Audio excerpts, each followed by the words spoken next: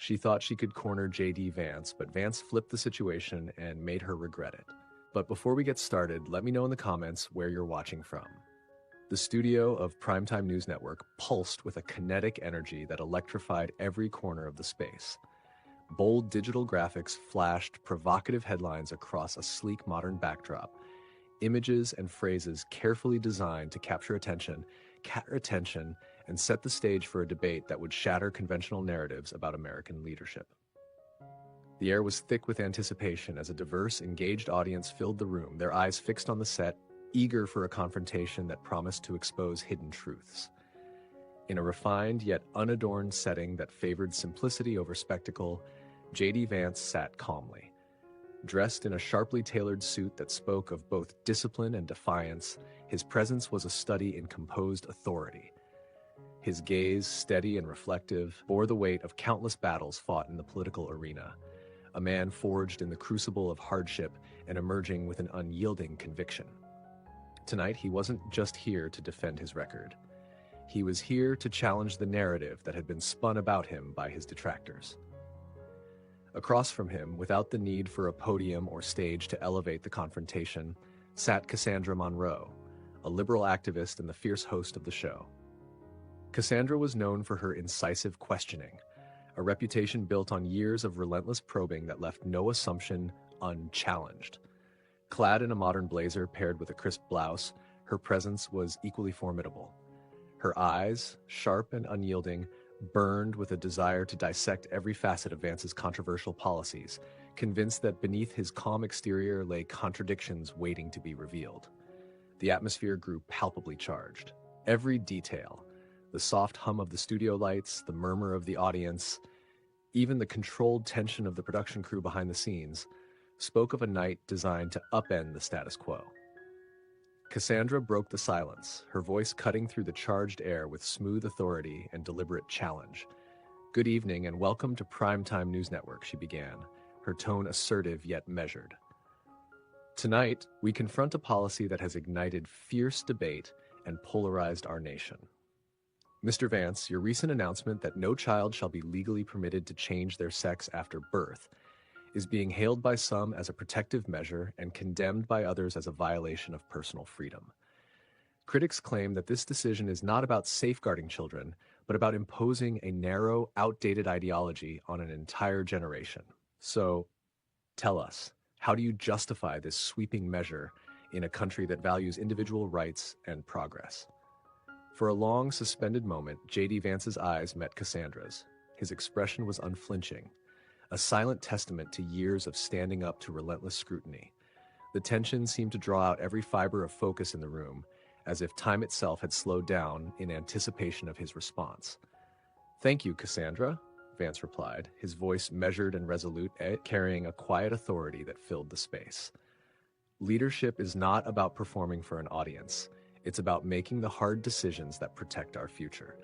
I implemented this policy after careful consideration, based on the belief that children are simply not equipped to make irreversible decisions with lifelong implications. My record is not built on rhetoric or empty promises. It is defined by results, by the tangible impact my decisions have on our communities and our nation." As his words settled over the room, the audience absorbed every syllable, their expressions a mixture of admiration, skepticism, and raw anticipation. Cassandra leaned in, her gaze intensifying as she prepared to challenge his assertion further.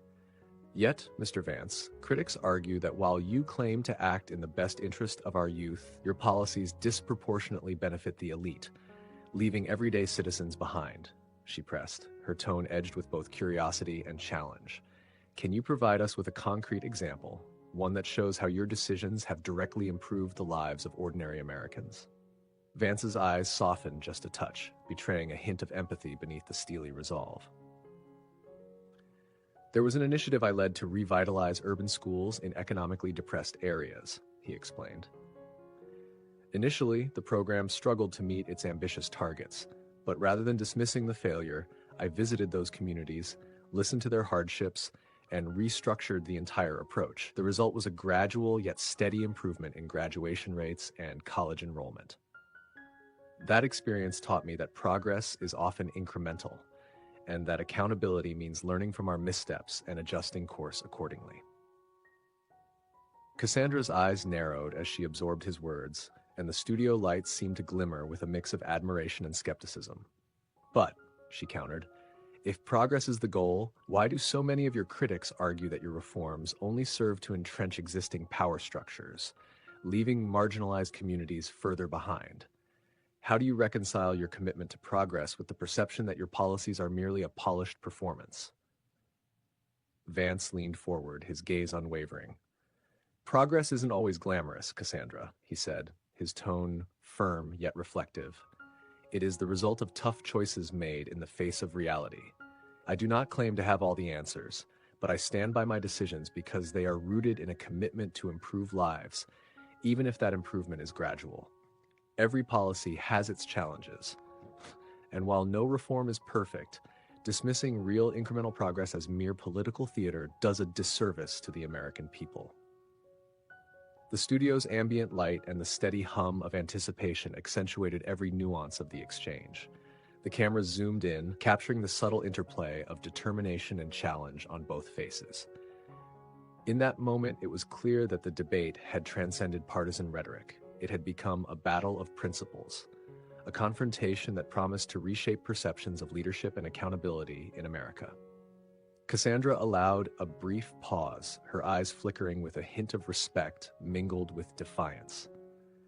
You speak of accountability and progress, Mr. Vance, but critics insist that your approach is too narrowly focused, favoring immediate visible wins over the long-term, systemic change that our nation desperately needs. How do you respond when the data seems to suggest that while your policies may yield short-term benefits, they fail to address deeper structural inequalities? Vance's gaze softened further, and he allowed himself a moment of reflective silence before answering. Change, by its very nature, is a slow, often painful process. My focus has always been on laying a foundation for sustainable growth, a foundation built on the lessons learned from every setback. Yes, some critics argue that my reforms do not go far enough, but real progress is not measured by instant gratification. It is measured by the resilience of our institutions and the lasting impact of our decisions on people's lives. The intensity in the room deepened as his words resonated with the audience. Every detail of the scene, the steady cadence of Vance's voice, the determined glint in his eyes, the focused silence of the viewers, underscored the gravity of the debate. Cassandra's probing had set the stage for an explosive exchange that promised to redefine what it meant to lead in a divided nation. Even as the segment drew to a close, the palpable energy in the studio hinted at the even more heated discussions to come. The battle lines had been drawn, and the challenge was not merely to defend a record, but to confront the very nature of truth, accountability, and progress in modern America. Cassandra's next question cut through the lingering silence as she shifted the focus from broad principles to the tangible effects of policy. Mr. Vance, she began, her tone measured yet insistent. If progress is measured in the small steps you mentioned, then how do you account for the persistent disparities in our education system and job market? There are families still struggling in communities where you claim your reforms have made a difference. Can you point to specific data, real, undeniable figures, that demonstrate the impact of your initiatives? J.D. Vance leaned forward slightly, his eyes narrowing as he considered the challenge. Cassandra, he replied firmly, I'll be the first to admit that change is never immediate. But let's talk specifics. In one of the programs I helped launch, we invested in community centers and vocational training across several underprivileged regions. Over a period of 18 months, unemployment in those areas dropped by nearly 15%, and local businesses reported a significant uptick in revenue. These aren't just numbers on a page. They represent real lives, real opportunities restored to people who once felt forgotten. A murmur of cautious approval swept through part of the audience, though Cassandra's expression remained resolute as she pressed on. That's an impressive statistic, she conceded. But critics argue that for every community that sees a 15% improvement, many others continue to languish with little to no change. How do you reconcile these uneven outcomes? Isn't there a risk that such selective progress only deepens the divide? Vance's gaze did not waver as he responded. Every initiative has its challenges, and I don't claim that my policies are a panacea for all our nation's issues. However, the goal isn't perfection from the outset. It's the willingness to adapt and improve based on feedback. In those communities where we didn't see immediate results, we doubled our efforts, partnered with local leaders, and reallocated resources to address the shortfalls. Progress is inherently uneven, but that's no excuse to dismiss the strides we are making. Cassandra folded her arms, her eyes sharpening as she shifted her line of questioning to a more personal note. Let's turn to leadership itself, she said. You often speak of accountability and the need for tough decisions. Yet some of your critics claim that you've been too willing to change your stance, claiming to have learned from your mistakes, while others argue that such reversals undermine trust. How do you balance the necessity of evolving policy with the need for consistent, principled leadership? For a moment, Vance's eyes softened, and he allowed a reflective pause before answering. Leadership isn't about being inflexible, he said, his voice calm but resolute. It's about recognizing when the facts have changed and having the courage to adjust your course accordingly. I don't see it as a weakness to evolve. In fact, I see it as the very essence of strength.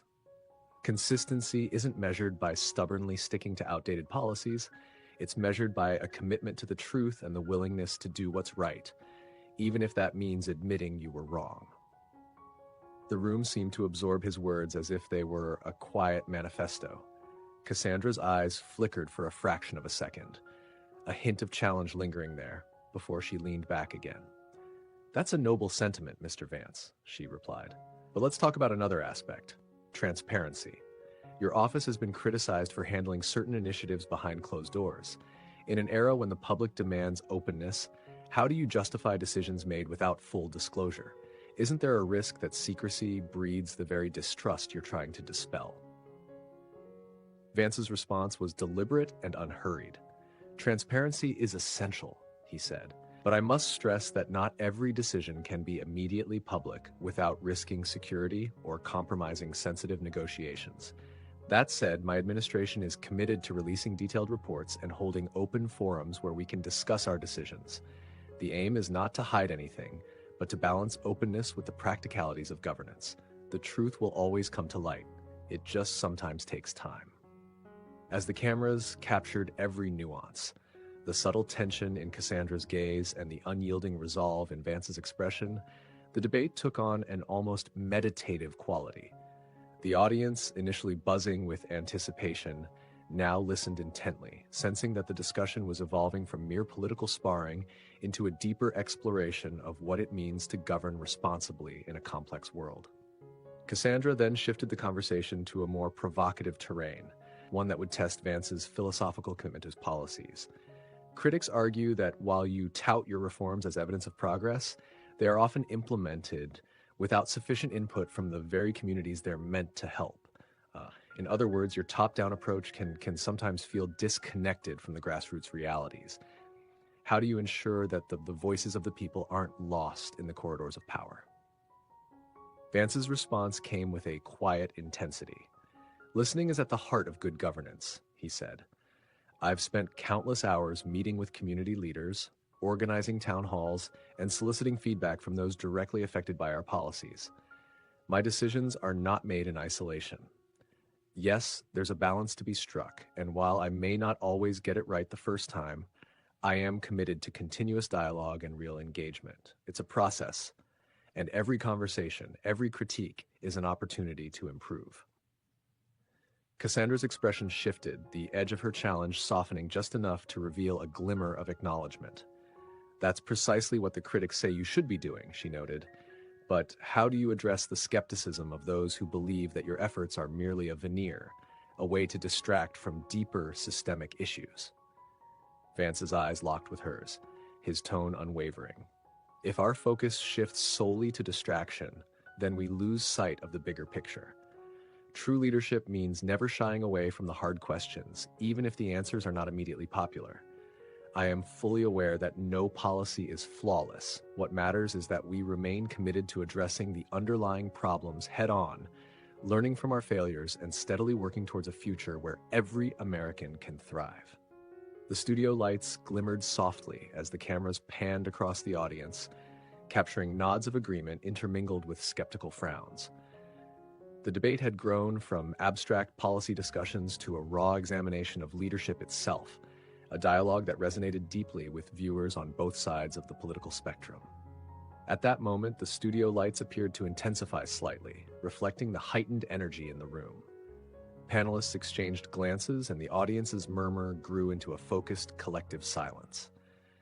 The cameras captured every subtle shift, the determined set of Vance's jaw, the steady resolve in his eyes, and even the faintest flicker of uncertainty in Cassandra's expression.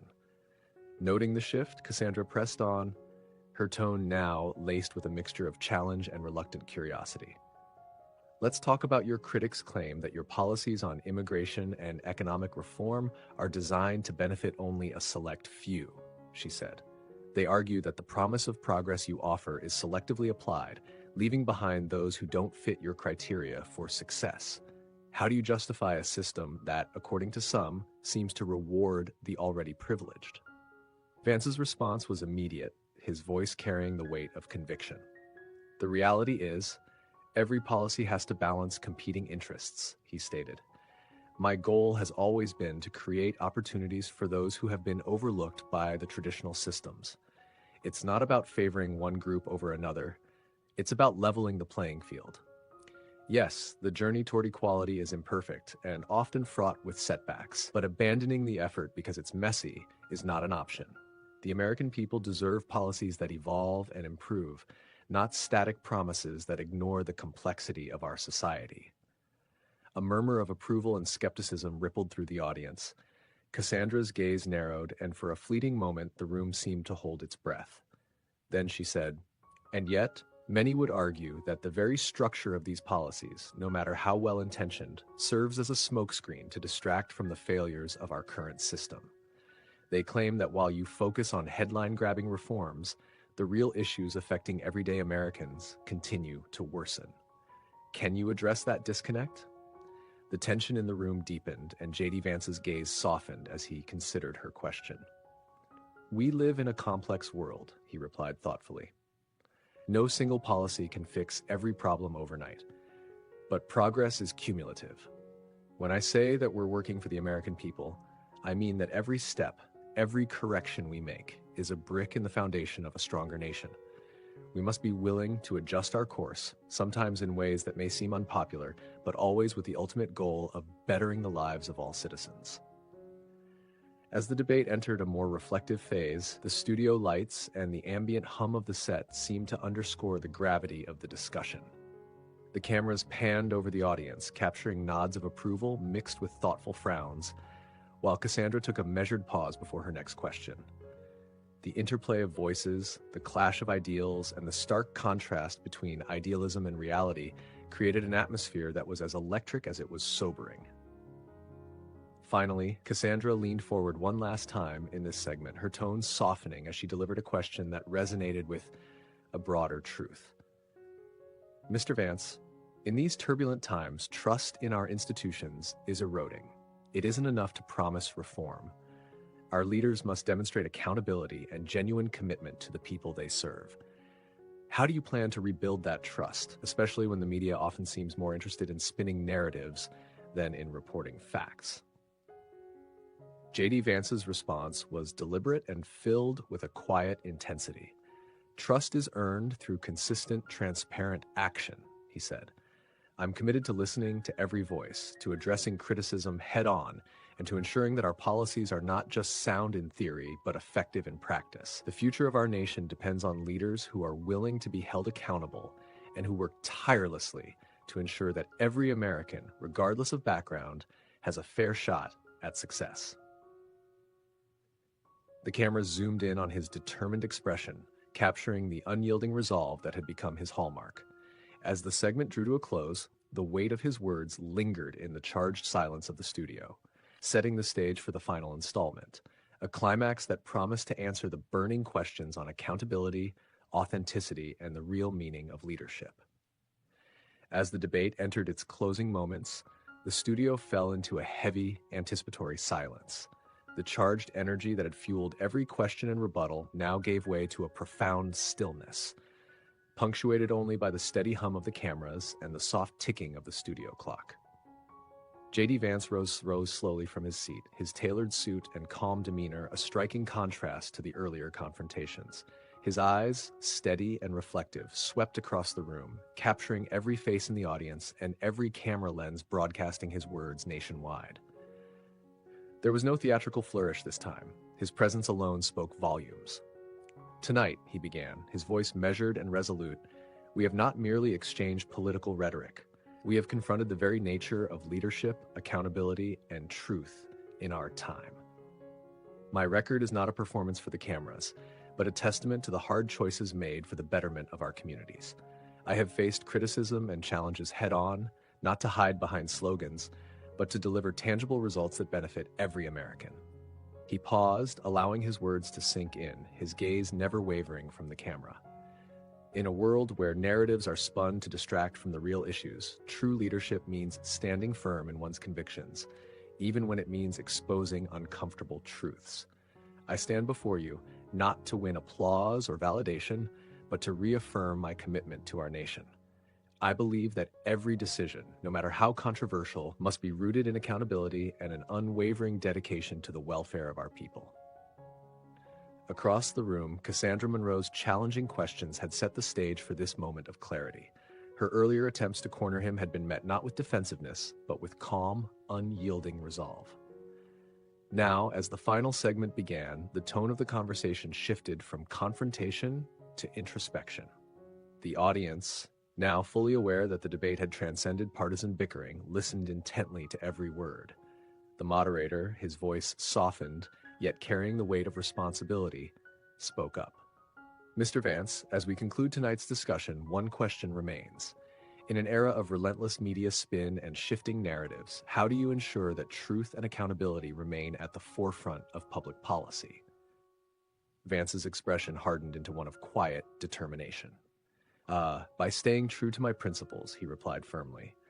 "I believe that our strength as a nation lies in our ability to face challenges head-on. We must be willing to question our assumptions, to learn from our mistakes, and to stand by the decisions that are made in the best interest of our citizens, even if that means facing harsh criticism. The true measure of leadership is not how easily one is swayed by public opinion, but how resolutely one holds onto the truth." His words resonated deeply, and the cameras captured the steady intensity in his eyes as he continued. "Let this debate serve as a reminder that real progress is built not on empty promises or partisan rhetoric, but on a foundation of accountability, hard work, and the courage to do what's right, even when it's unpopular.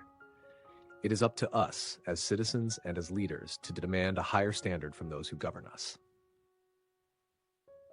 A ripple of applause began to build among the audience, growing steadily into a resounding affirmation that filled the studio. The atmosphere, once charged with conflict, now vibrated with a shared resolve for truth and accountability. Turning his gaze directly toward the camera, Vance delivered his final message with unwavering clarity. "To everyone watching at home, our democracy thrives on the courage to confront difficult truths. I challenge each of you to question the narratives presented to you, to seek out real accountability, and to demand that our leaders work for the benefit of all. True leadership is not a performance. It is a commitment to serving our country with honesty and integrity." The screen then transitioned to a bold call to action over a simple dark background. "Subscribe now. Join the movement for truth and accountability. How will you shape the future?" If you believe in leaders who stand by their convictions and work for real change, please like this video, subscribe to our channel, and leave your thoughts in the comments below. What does true accountability mean to you? Let's keep the conversation going. Your voice matters, and together we can demand a better tomorrow.